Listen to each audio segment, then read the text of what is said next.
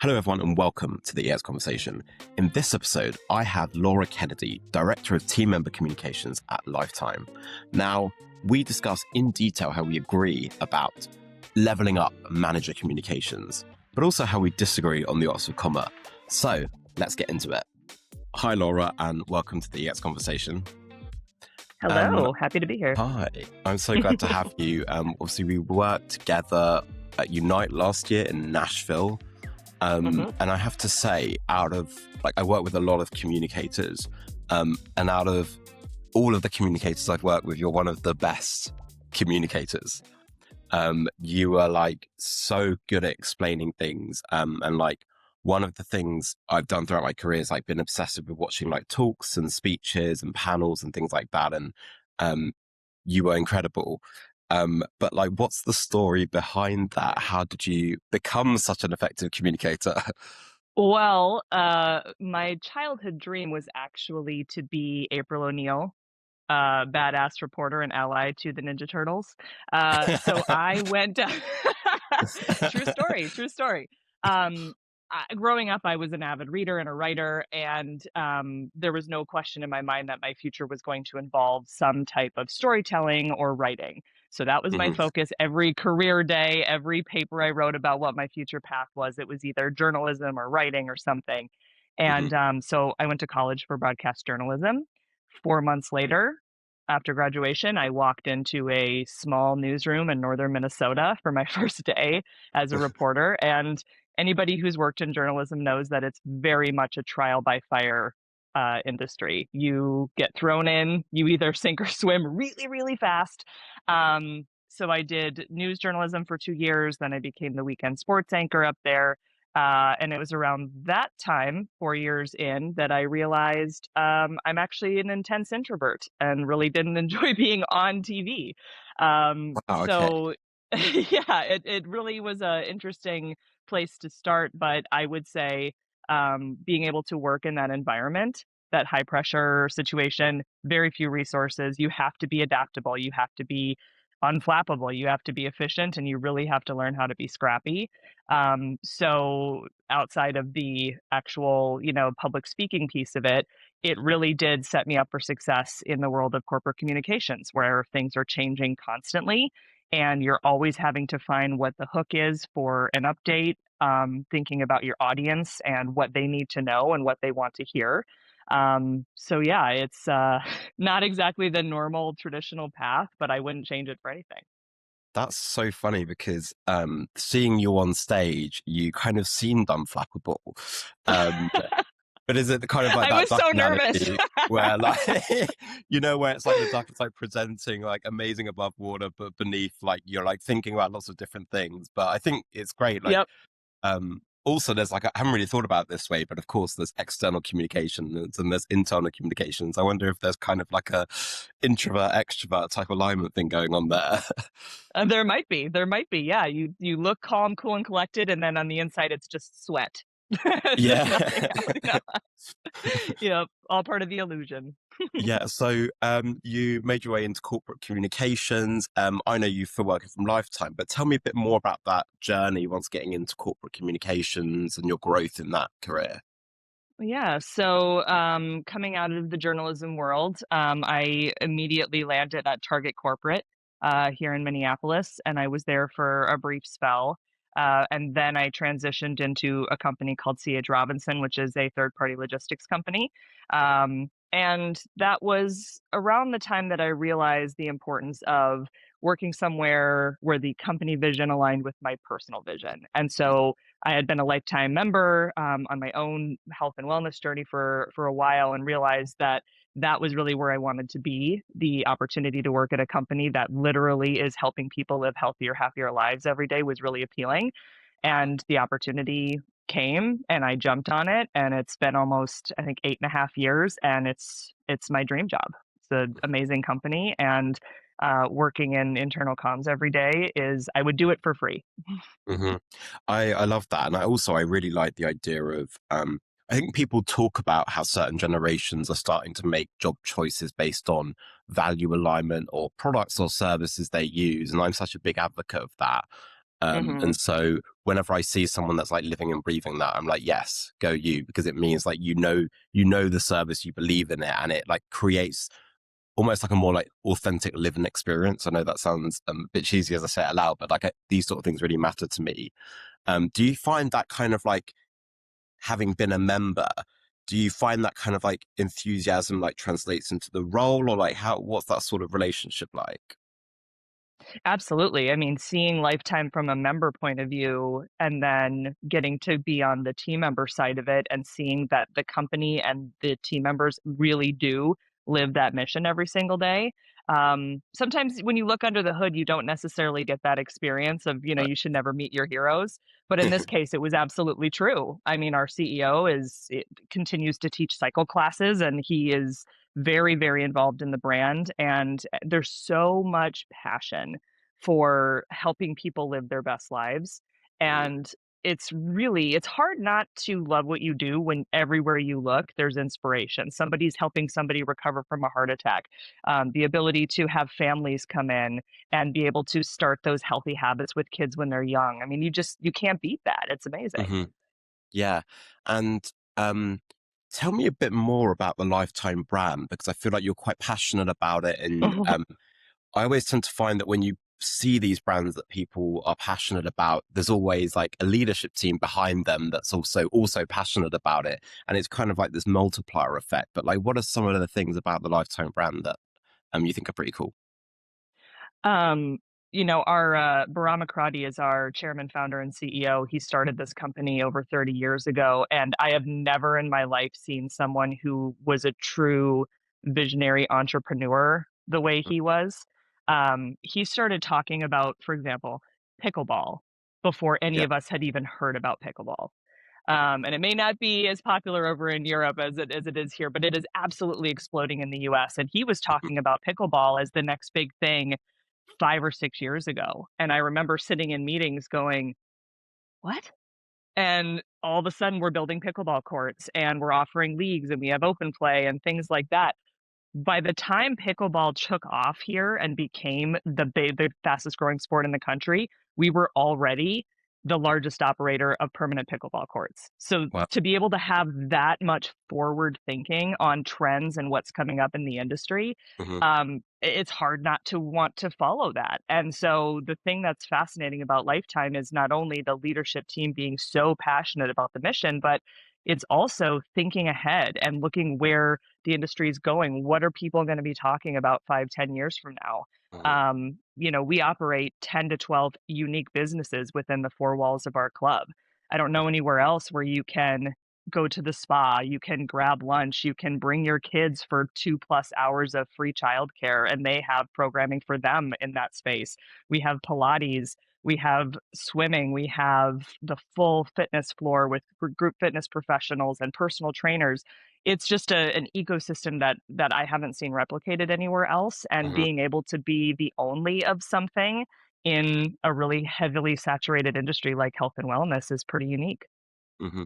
I love that. And I think this kind of idea of like a visionary entrepreneur and having something that they truly believe in and wanting to come with them on the journey, I can relate with. Working for a product company as well. I think I've been at Unilever for coming up 7 years now, and that's the thing that kind of like keeps me going. Um, Mhm. you mentioned this kind of like complexity within the Lifetime business. It's not just gyms, right? You've got all these different types of experiences and wellness areas and different types of people attending.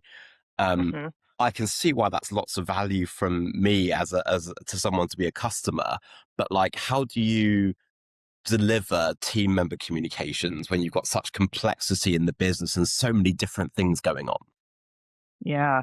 So we have a very fast growing team member base of 45,000 team members. Um, they're across over 180 clubs in more than 30 key markets, and most of them are frontline. Most of them are part time. I'd say 75+% are part time employees with us, and they're non desk based. As you can imagine, they're spending their days serving members. So they don't have the flexibility to sit in their email all day. Some of them don't even have email. So we Mhm, have a communication tool that we use to reach them with everything. But with time poor team members, The focus really needs to be on getting them absolutely what they need to know, when they need to know it, and where they are. So, understanding habits, understanding the systems that they prioritize, and making sure that their leaders are equipped with those key updates. Relevance has never been more important. Audience segmentation too. We've all been in the conversations where it's a who needs to know this? Well, Mm, everybody needs to know. mm, Okay, but who needs to take action? Who needs to be able to explain something to team members or members? Who needs to just have visibility so if anybody needs support, they're there? And being able to create those audience segments for any particular message, it helps to build some trust with the team that if our team is sending something, it is important. It is something that is worth your time to read. And we've taken the care and the intention to make sure that it is valuable information for you in your specific role. mhm. So you've obviously so audience segmentation is something that, like marketers think about all the time. And actually, like sometimes we get a bit, not everyone, but people tend to get a bit lazy when it comes internally and you say yes to sending to everyone. Aside from audience segmentation, of course, you've got your background in broadcast journalism. Are there any tips and tricks or industry secrets that you actually apply in your day-to-day role from your background? Yeah, I mean, in the news world, no matter how big the story was, it had to fit usually within 90 seconds. So thinking about that in terms of message length, a lot of times in internal communications, we feel the need to set up a whole bunch of context and explain the full why to start out a message behind something. If I'm a team member and I may have 5 minutes in a day to read every update that's been sent to me, you should be starting with the bottom line for me. What is the hook that's going to get me to keep reading? It's like a lead in a news article, it's the lead off sentence in a broadcast story. It's something that brings somebody and draws them in and wants makes them want to continue reading. Mhm, So that's really it's this bottom line first mentality of if you take nothing else away from this message, what's the one thing that you really, really need to know? So trying to structure messages that way where we aren't burying the lead. And then we are being mindful of team members' time in terms of the level of detail. Most people who are eager for additional information will find a way to seek it out. Others, really, it's just the facts, ma'am. So it's very much a audience viewership, if you will, focused mentality of if mhm. I'm a 16-year-old swim instructor or I'm a corporate employee who's been with the company for 20 years, I may need different information, but as a consumer of content, my preferences are probably going to be somewhat similar. There's something quite interesting in what I found interesting there is like your use of some of the language and terminology, which maybe people don't apply as much internally. And actually, people think it's just like news or corporate communications. But actually, when you think of like the lead and the hook and some of the fundamentals of Mhm. news that you get, the external news that you can apply, actually maybe will force us to apply that rigor and to deliver it in a way that's going to get the engagement that everyone wants. Um, Yeah, I mean, team members are consumers as much as anything else, and they're also not only consumers of our brand, but they are our best advocates for our brand. So thinking about them first, team members first. If they don't know, members are not necessarily going to get that information in the clubs as well. And a lot of times, our members trust our team members more than anything in terms of information about the brand and about lifetime. So they should be armed with the information before anybody else. Yeah, so thinking you've also got this idea of like it's not just news, there's also information and knowledge that you're delivering to people. Um, Mhm. I know you're a preparer, and even before this, you dropped me an email being like, "Here are all the things that I'm really passionate about," and like I was like, "Oh, great, perfect. We love a preparer." I know there's a couple of topics that you are super passionate about, and you think could make a big difference in employee experience and internal communication. What is that? Something that my team has been really focused on in the last year or so, and certainly moving forward, is this idea of elevating and empowering mid level leaders to be the most important communication channel in the organization. And this is true no matter what the size of the company is, because as we know, internal teams, internal comms teams are oftentimes getting smaller or smaller. Or if as the company's scaling, there isn't necessarily additional opportunity for headcount or budget or things like that. So we're having to do more with less, which isn't necessarily a bad thing because it does sort of force radical prioritization and getting very crafty in how you're able to scale support. So, something that we've seen as a pretty significant opportunity based off of survey data with our team members is they've told us overwhelmingly if there's an important update or a priority or an action item that they need to put on their radar, they want to hear that message from their direct leader. My team can write very well crafted, perfectly aligned messaging, and they may see it, but if their leader isn't reinforcing the importance of that ask or of that message, a lot of times it does fall flat. And something that we've realized too is, like most companies, we don't necessarily upskill leaders to be very, very masterful in the hard and soft skills of communication. So we're putting a big burden on people to deliver the most important communications for the company and not necessarily setting them up for success on how to do that.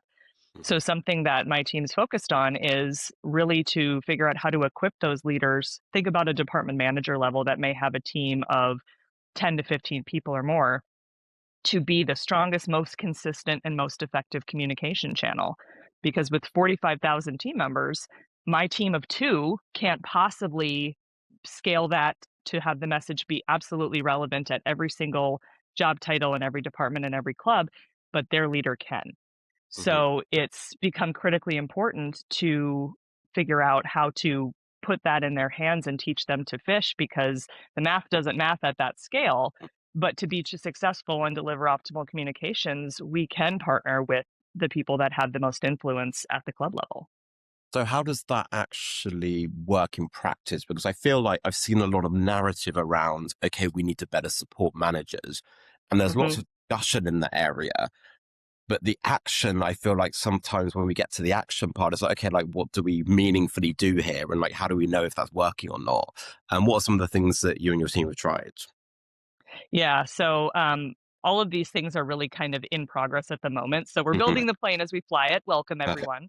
But the two pieces that I think are most important that really go hand in hand are building a leader communication cascade strategy.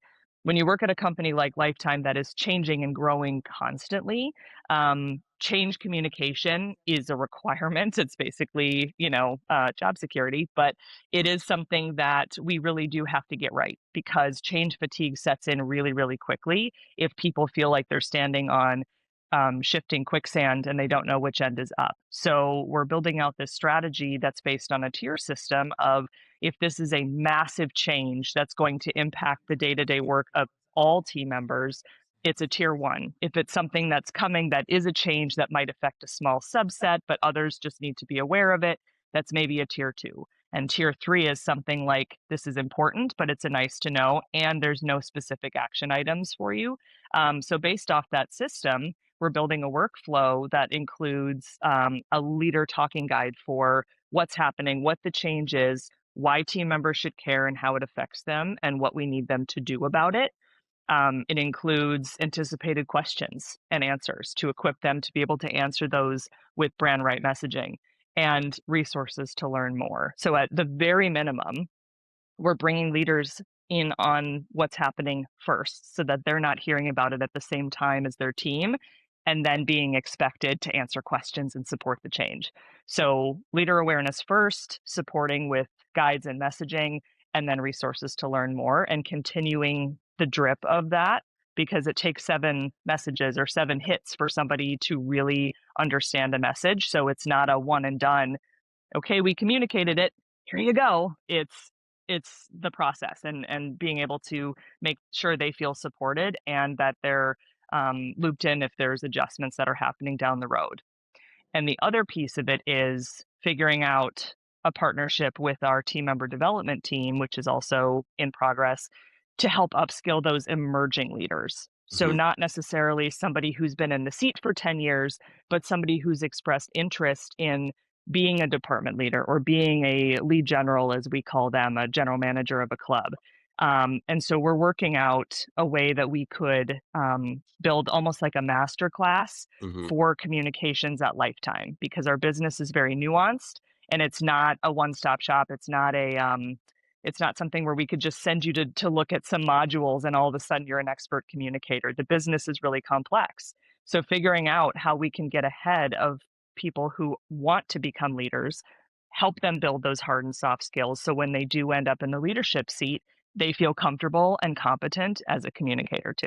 Hmm. That's great, and I feel like that's quite different as well, because people often then think, okay, well, we need to improve the way managers communicate. Okay, when someone gets promoted to a manager, then we do that. But actually, what you're saying here is the kind of like announcer prevention is, what's that saying?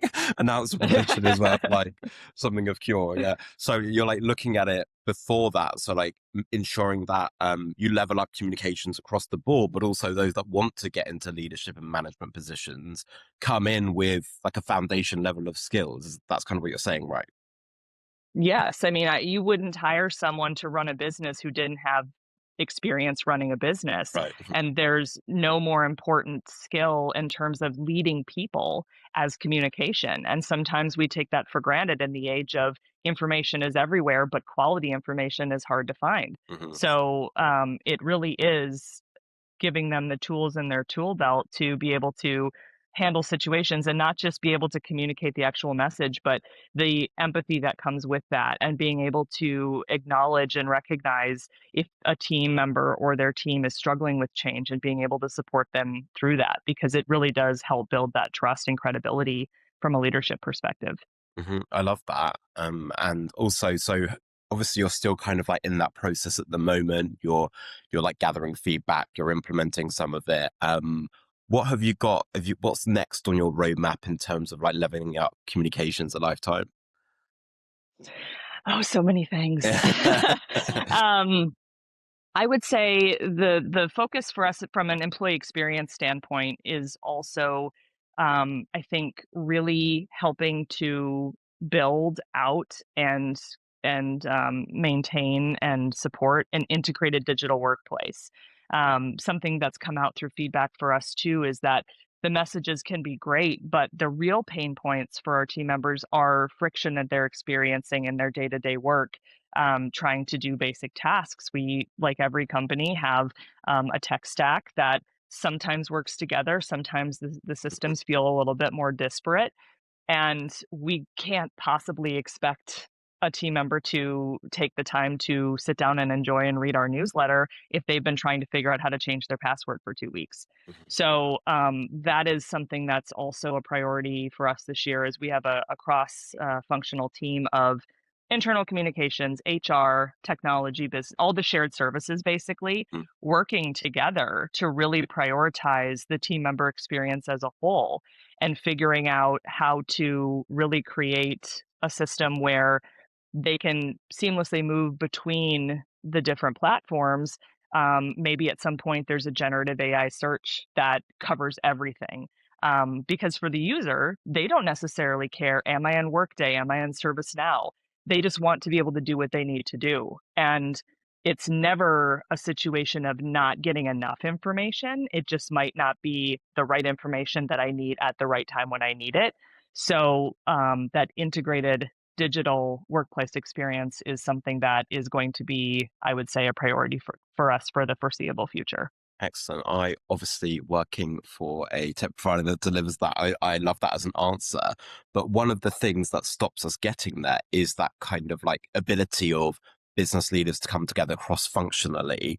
Um, you might not be able to speak to this, but if you can, like how did you start that, or how did the business start that process of bringing those people together and working cross functionally? Because saying you want to do that and actually doing it and taking apart some of those historical silos is a tough thing. So, yeah, how did that all come about? Yeah, I mean, I do feel really fortunate to be at a company where that friction point has dissolved already.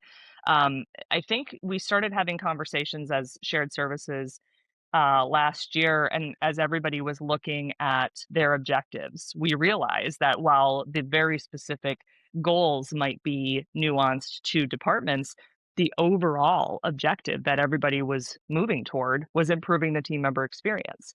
What we do in shared services may not necessarily be something that drives revenue directly, but being able to create an experience where it is easy or it is manageable to go through the day-to-day tasks that you need to do without a lot of friction and pain points. All of those things help to drive business results, because if somebody knows what they need to do and they only need to take 5 minutes to do a task, they can get back to serving members more quickly. Mhm. It leads to improved retention, reduced turnover. We all know the Yeah. numbers. But as we started aligning those plans for the year, it became obvious to us that, well, we're all working toward the same thing.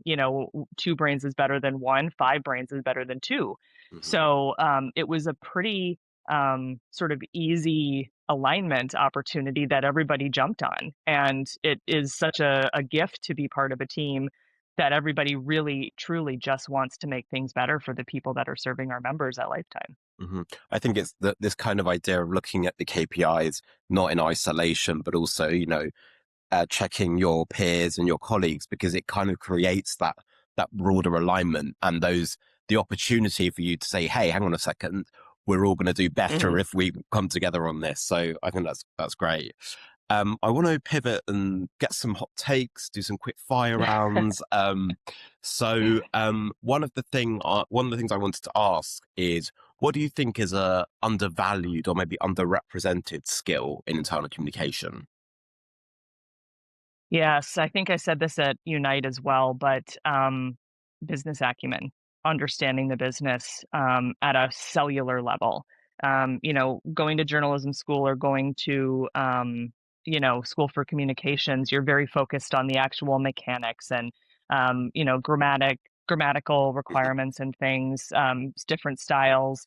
My super hot take is I'm not a fan of the Oxford comma. There's your Yeah. controversial statement for this. I'm sure the comments will blow up. Yeah. But as great as it is to have the mechanics of communication down, when you're having conversations with key stakeholders in the business and you are trying to get buy-in and you're trying to gain credibility for your recommendations, you have to speak their language. I can come and tell you from a communications theory perspective what makes sense in an ideal scenario.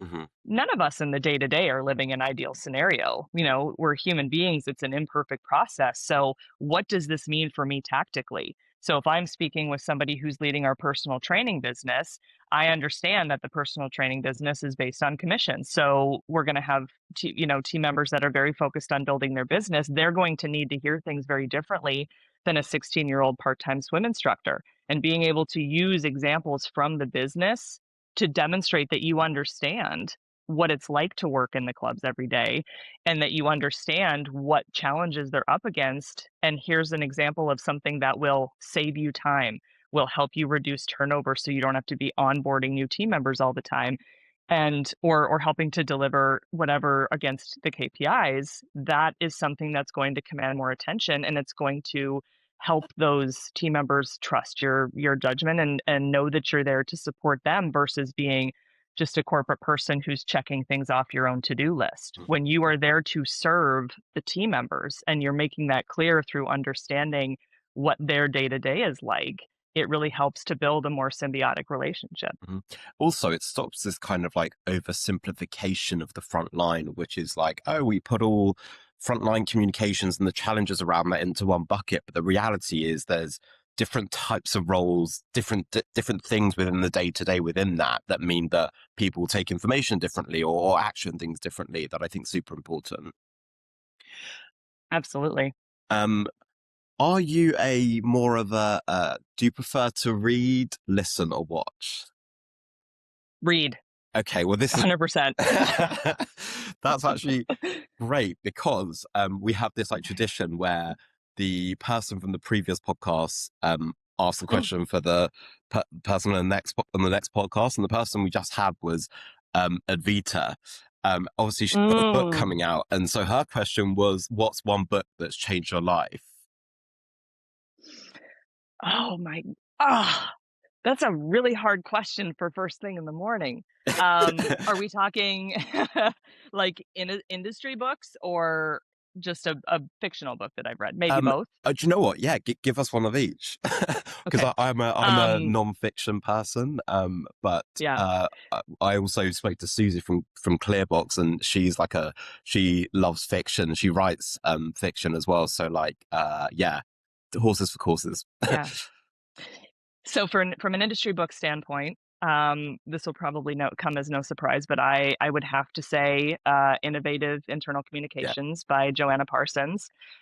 There is something about the way that she talks about internal comms that just speaks to my communications spirit about not only driving outcomes, but using the psychology of human beings to drive better communications. And it was such a progressive look, and anybody who follows Joanna on LinkedIn will not be surprised that that is her take. But it modernizes, I think, what's kind of a function that sometimes gets lumped in as being a little bit not run of the mill, but we don't always get the flowers of Hmm. being a driver of business.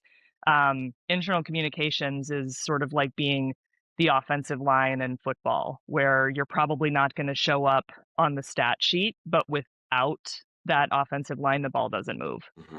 So Love. thinking of it that way was Um, such a revelation. And so that book, from an industry, comms standpoint, from a just we general reading, we also got um, introduced through Joanna as well, so I kind of owe Joanna for meeting you. yes, I don't know about you, but yes, absolutely. when you read, do you read it in her voice or accent? Because I do.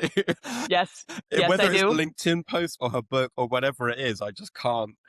Yeah, it's Yes, crazy, and it makes it all yes, the more entertaining and more likely to settle down in my brain. So yes, I love that.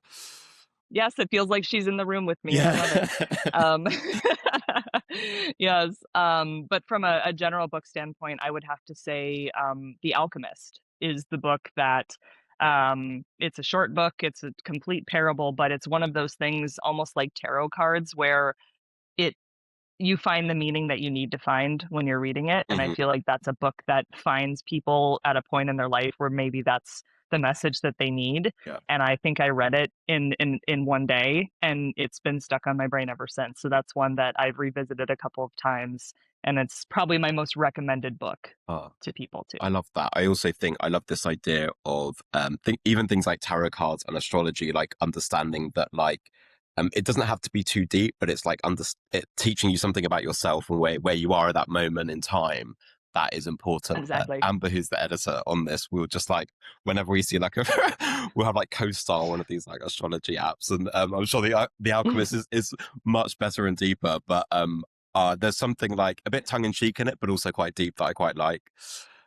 Um, Hmm. Definitely. and what's one piece of advice you wish you'd known at the start of your career? Oh, I heard Mike Klein say this on a webinar once, and it's been burned into my brain ever since that point. It's being a person who knows or who's known to ask good questions is a faster route to being influential than being a person who has all of the answers. Ooh. And that has been, I think, a guiding star for me in my career, because I truly think, from day one, you may not know the business, but you can ask good questions. And when in doubt, be curious, because being curious and digging in um, is that track to earning that seat at the influence table. That's so interesting. I think I could probably learn from that advice as well, because I think whether it's just inherent to like certain types of people, but whenever you feel like there's either a knowledge gap or some sort of information gap, it feels like quite tangible that you plug that, and therefore like when you then plug that, you can like deliver information. But actually, especially kind of in this age of AI, really what you want is like unique questions and probing and getting different types of information out that's atypical. um so I love that piece of advice. That's one of the best we've heard on here. So I might try and apply that. I was looking at our we just like implemented Copilot at Unily, and I just started to look at some of the you get this like analysis back after Copilot, and it shows how long you speak and where you were speaking. And I'm looking at some of the transcripts and I left the call thinking, oh, I probably should have said a bit more in that. Looking at the call transcript, my God, did I shut up? Did I even come up for breath? So maybe I should take that advice as well. So I've only got a couple more questions for you.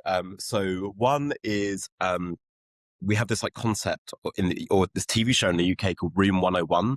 And the idea was that you would put something in Room 101 that was kind of like putting it in the trash, basically.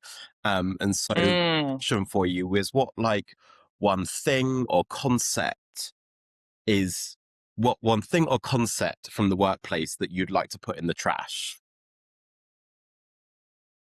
I would like to have a Viking funeral for the belief that a message loaded with corporate jargon is a compelling or effective way to communicate anything at all. We are human beings speaking to other human beings, and we don't interface, we discuss. We don't socialize an idea, we ask our team what they think. Regardless of the business, whether it's insurance or it's a health and wellness company, it's not a doctoral dissertation. We're sharing an update about, for us, it's a beautiful new club that we're opening in a market, or being able to help the whole new community of people living healthier, happier lives. That's conversational in nature. And creating messaging that speaks to people where they are and that they can easily understand and read. It doesn't necessarily mean it's unprofessional just because it's conversational and informal. So that's something that I've been kind of on a mission to retire corporate jargon for a long time, but that's something that when I'm reading through and I'm editing things, I'm recommending, read it out loud to yourself, or better yet, read it to someone who doesn't have the burden of knowledge that you do. Does it make sense? What questions might you have? Will it make as much sense to our vice president of finance as it does to a 16-year-old person working in our life cafe? So yeah, let's leave the Oxford comma to the academics and talk to people like we're talking to humans. I'm actually pro Oxford comma, but very anti jargon. Well, we had a good run, Kaz. We were good for a while. That's the end, everyone. But on the point of corporate jargon, I am so with you, because I feel like we work with a lot of customers, and a lot of customers end up implementing this sort of like corporate dictionary on our product, where they create this kind of dictionary which has all the names and acronyms and all of these things. And I've seen some of these examples. I won't name any names, but I look at them and I'm like, whoa, are we really expecting employees to start scrolling through 100 terms to try and learn what these things are, or can we just communicate better? Not even better, it's actually they won't do it, so good luck. Do it in a more simple way and more like how we speak day to day. So we definitely align there. Final question for you is, what's a question you'd like me to ask our next guest? I would say, what is your communication superpower? So what's something that you can uniquely own that nobody else brings to the table? That is an excellent suggestion. Also, because just before you, we had Advita, and Advita was all about confidence and owning more what we're good at. So you have picked up the thread perfectly. Laura, thank you so much. It's been great. Of course. Cool. Yeah, of course. Thank you. If you enjoyed the episode, then remember to click to subscribe, because there's much more where that came from. And let us know in the comments which bits you enjoyed and found super insightful. Also, if you would like to be part of the EX conversation and feature on the podcast, then please get in touch.